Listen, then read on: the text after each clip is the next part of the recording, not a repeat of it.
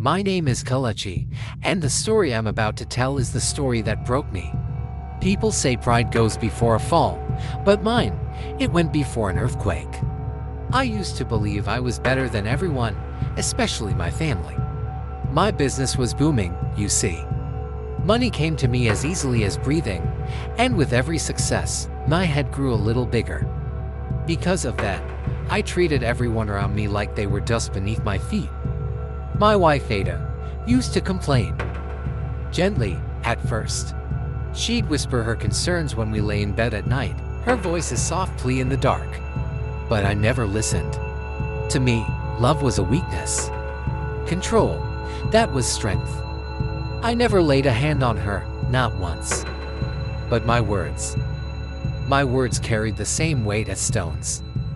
They were heavy, sharp, and I threw them without care. Anytime she suggested something, whether for the business or the house, I dismissed it like it was trash. I'd sneer, or laugh, or just turn away, making her feel small. Her smile, once so bright it could light up a room, began to fade a little more each year. It was a slow, quiet death, but pride makes you blind to those things. It keeps you focused on your own reflection, convincing you that you're a king, even when your kingdom is crumbling around you. One night, we had a terrible argument. I don't even remember what it was about now. But I remember what she said. She looked at me, her eyes empty of the love they once held, and she whispered, "You don't love anything but your ego." I laughed in her face. A cold, cruel laugh. And then she went silent. That silence was more terrifying than any shouting match. Silence is dangerous. It's the fertile ground where decisions take root and grow. The next morning, she packed a small bag. She didn't cry, she didn't shout. She just looked at me with an exhaustion that seemed bone deep and said, "I'm tired."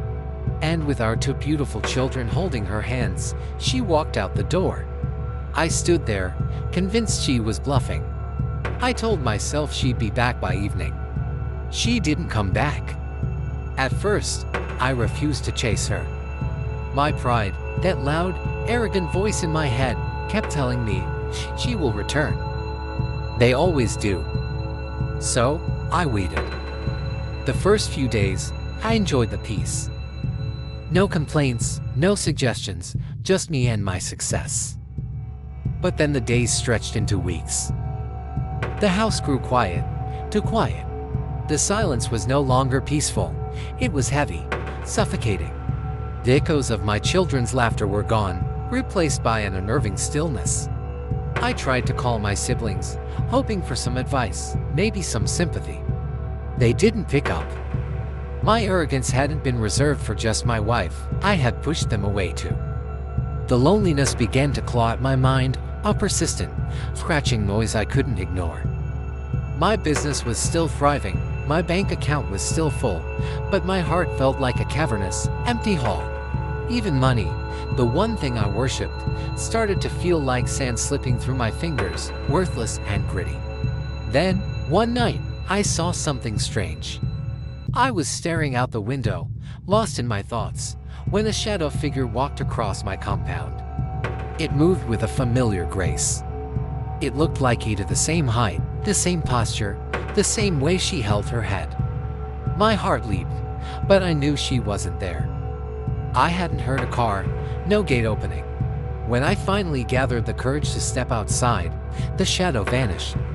I tried to rationalize it. It was just stress, exhaustion playing tricks on my eyes. But deep down, a seed of fear began to grow. Every night after that, I heard things. Tiny footsteps pattering down the empty hallway. The faint sound of children's laughter, my kids' laughter, drifting from their empty rooms. Pride tells you that fear is a weakness, something to be conquered and suppressed.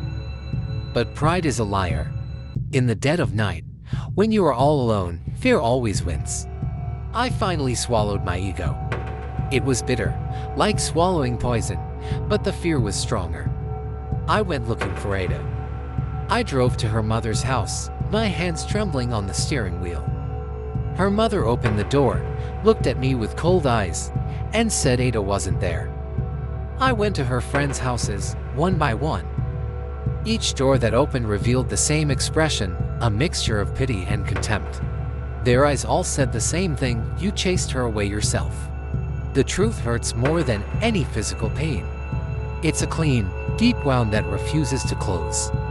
After 2 agonizing months of searching, of dead ends and accusatory stares, something changed in my house. The footsteps stopped. The laughter faded. The silence returned, but this time it felt different. It felt like a punishment. Every corner of the house reminded me of her voice, her scent. Every closed door was a reminder of the kids running in and out, their energy filling the space. The emptiness wasn't just an absence of sound, it was an absence of life. My life. Then, one evening, scrolling aimlessly on Facebook, I saw it. A post from a friend of a friend.